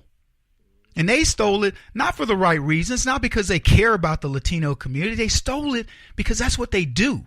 If you haven't seen the last couple of months or a couple of years, if you're really paying attention, you'll see Democrats do nothing except steal. They do nothing except erode.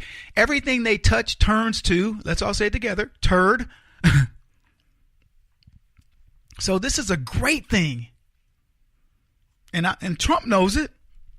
Even if a lot of the conservative movement, I don't like it. I think this is bad. Donald Trump knows the strategy of this. He is the guy who wrote The Art of the Deal. And if you're watching it play out, it's beautiful. They took DACA off the table for the budget for a reason. Donald Trump's going to get what he wants. I told you guys, I said, these people are out there playing Tina and Tommy Toughbutt.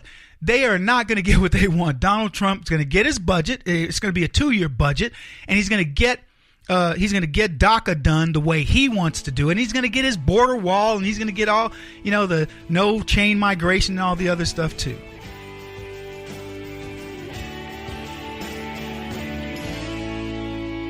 This is the Kevin Jackson Radio Show.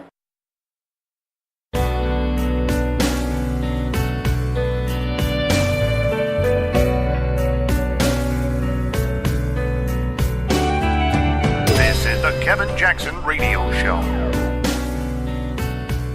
Everywhere I go, I love to hear what people plan to do with the money. So I thought we could take a few minutes to hear from some of your coworkers. You know who I'm talking about, right? Tyler Berkshire, joined Sheffer Corporation through an apprenticeship. Come on up here, Tyler. 6 years ago. And now he is a machinist and a talented one. In addition to his $1,000 bonus, his paychecks are bigger because he's paying less taxes. Tyler, you're up here. I'm going to give you a chance, like maybe 30 seconds or less, to explain what you're going to do with all that extra money, in this case, over $1,000. Amen.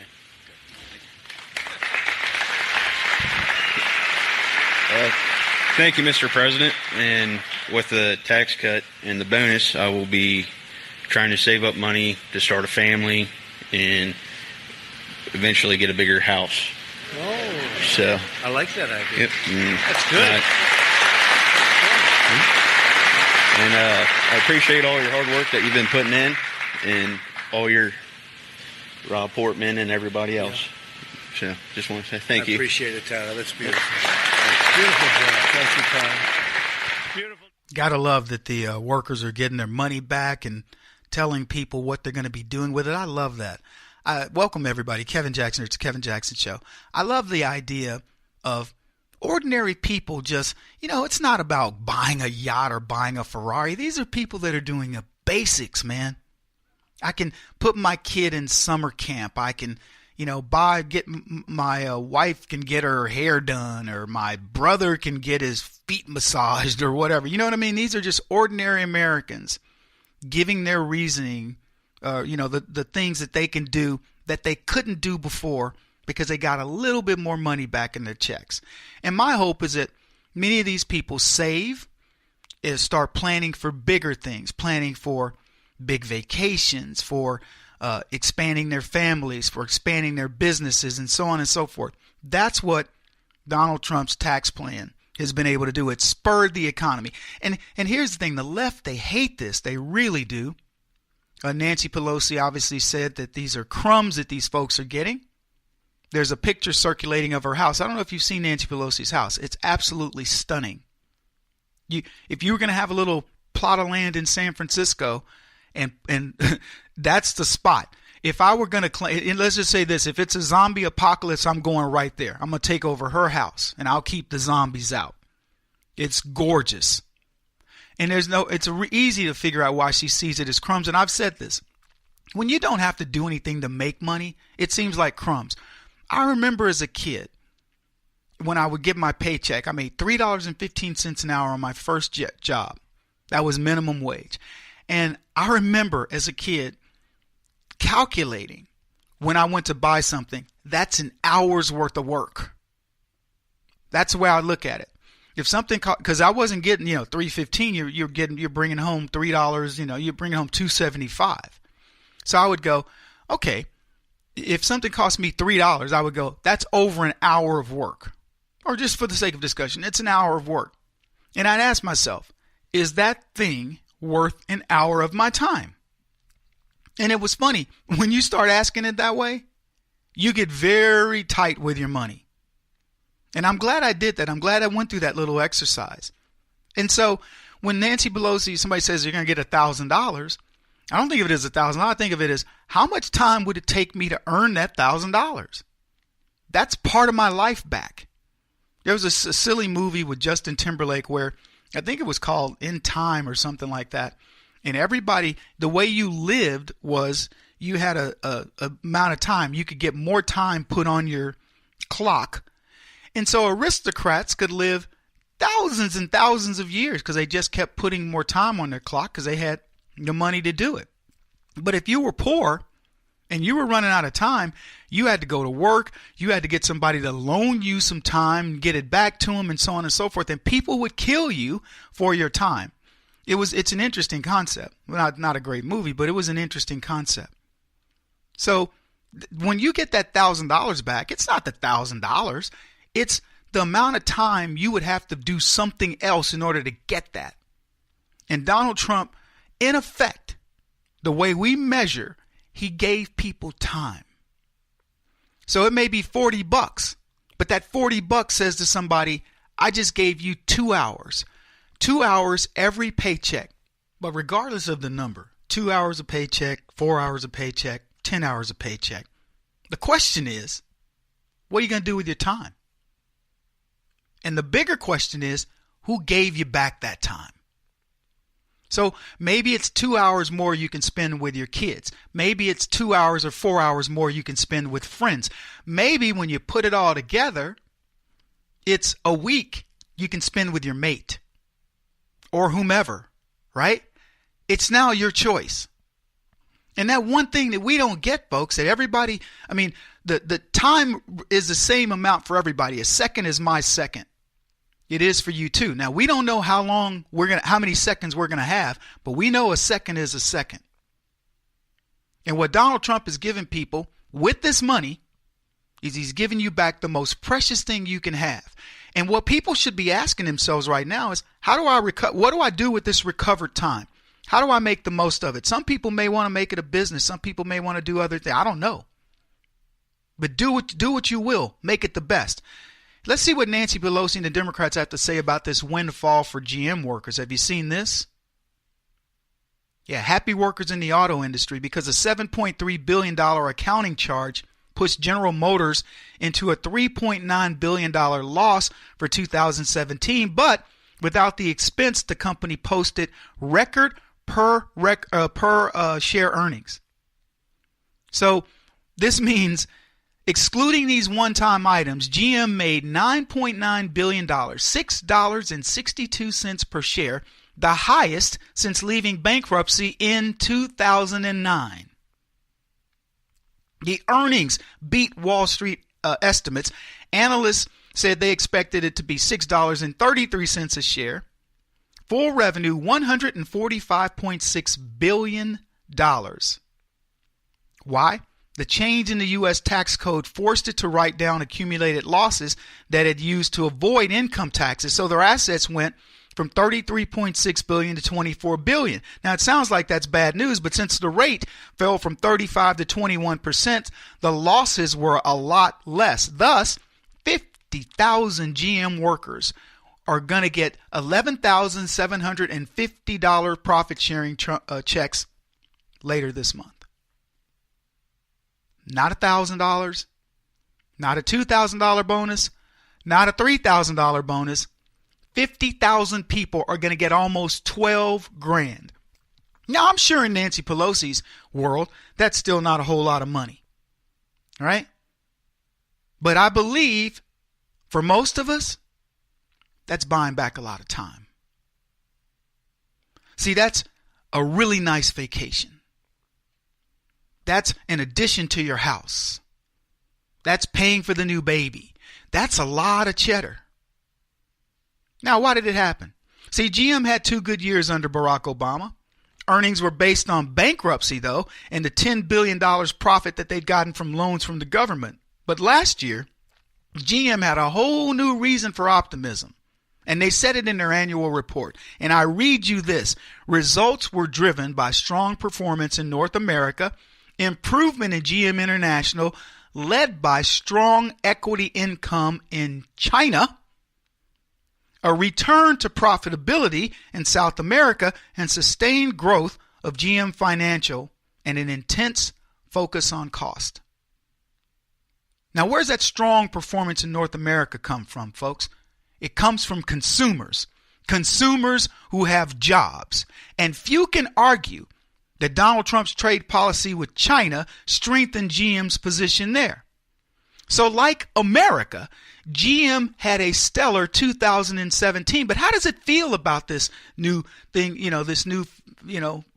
position that it's in under Donald Trump? Let's check with their CFO, Chuck Stevens. He says GM still expects economic growth this year, even with a possible 0.75% increase in the prime interest rate. He says credit availability is still strong, interest rates relatively low. He expects wage growth and more disposable income from tax reform, meaning you are going to go buy more cars. He says we're constructive that 2018 will be another strong year, both globally and in the U.S. We're not overly concerned at this point around some of the discussions around inflation. This is amazing. GM thinks it's going to sell a lot of units being cars, trucks, and other vehicles, and they have a reason to feel optimistic because sale of the Equinox rose 20% in the U.S. The most expensive Traverse grew 5.8%. The new Equinox sold for, you know what, the numbers don't even matter. GM had an amazing year. $3,000 more on one of their units, $7,000 on another. Amazing numbers brought on by the Trump tax cut and you, the consumer. Kevin Jackson on the Black Sphere Radio Network. Do you owe back taxes to the IRS or state? The secret to avoiding the IRS nightmare is to seek professional representation. My friends at Security Tax Associates provide the most cost-effective and ethical representation in the industry while helping to avoid seizures, levies, and wage garnishments.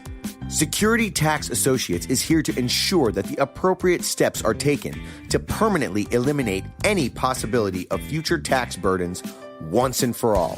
For a free, no-obligation consultation, contact Security Tax Associates, 844-779-4177. That's 844-779-4177. 844-779-4177. Or visit them at securitytaxassociates.com.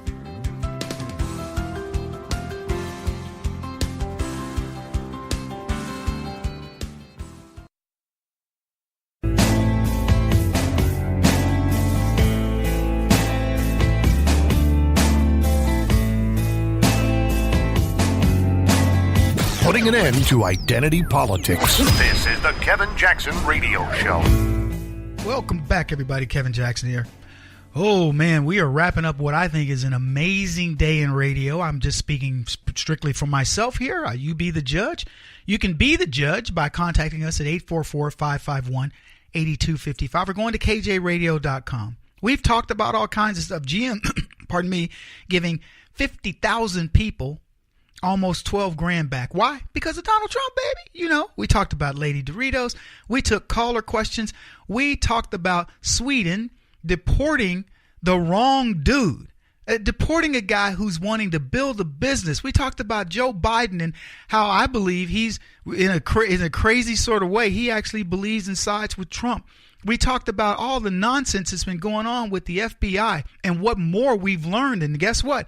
Everything I've told you, I've predicted, is beginning to come true. We're finding out that Barack Obama is where the buck stops. I want to see how they get themselves out of this stuff. Now we're starting to focus more on the Clintons again. The FBI informant who spent 6 years undercover documented his audio tapes exposing the Uranium One scandal. He testified. We're going to get that. Debbie Wasserman Schultz and these Awan brothers. And who knows what she was doing with those boys because they had the keys to the kingdom. What's going to come out of that? You want to know something? 10 poorest cities in America and their percentages below the poverty level. Number 1, Detroit. Oh, I know. They told you it's doing so well, right? The Quicken billionaires putting so much money into it. 32.5% of the people under the poverty level. Buffalo, New York. Buffalo? What? 29.9% under the poverty level. Cincinnati, 27.8% under the poverty level. Cleveland. What's up, Ohio? 27% below the poverty level. Miami, bienvenido a Miami. Yeah, bienvenido a Miami, my butt. 26.9% under the poverty level. St. Louis, 26.8% under the poverty level. El Paso, Texas, 26.4% under the poverty level. Milwaukee, 26.2% under the poverty level. Philadelphia, 25.1% under the poverty level. Newark, New Jersey, 24.2% under the poverty level. Do you want to know what they all have in common? I'll give you one guess. It has to do with their mayor. If you guess Democrat, ding, ding, ding, ding, ding, ding, ding, you win. They haven't none of these cities have had a Republican mayor since 1989. That's over 29 years. They haven't had a Republican mayor. In many cases, it goes back into the 60s and the 50s, even the 40s. I'm just telling you. But as Jacob Wall tweeted, it cracks me up to hear leftists talk about how they love and cherish American institutions. They stomped all over marriage. They stomped all over the family. They stomped all over the church and the military for years. They don't love great institutions. They love big government. And do you know what every one of those top 10 cities I just read off has in common? Big government. I'm not talking about the Fed. I'm talking about their big government, a government that is oppressive, that steps on people, that belittles them, makes them feel like they're nothing. They've ruined the schools. I'm talking about the little schools for the little children, and then they ruin the universities and colleges because they're building social justice warriors in a country that's got the best record of social justice in the history of man. But we're feeding this frenzy. I was on the radio the other day talking about these private schools that are contacting me saying, Kevin, will you please come in here and talk to the administration and tell them that they are not helping any kids, particularly minority kids, when they try to dumb down the curriculum, when they try to make it easier on these kids. They do them no favors. I will tell you as a matter of fact that they do black people, Hispanics, nobody, any favors. Luckily, the girls are getting out of this. I don't know how, probably because the pendulum has swung so far for them that most of them are coming out unscathed, but they're being damaged too. The snowflake generation, I was going to say snow puff generation, is certainly out there in full force.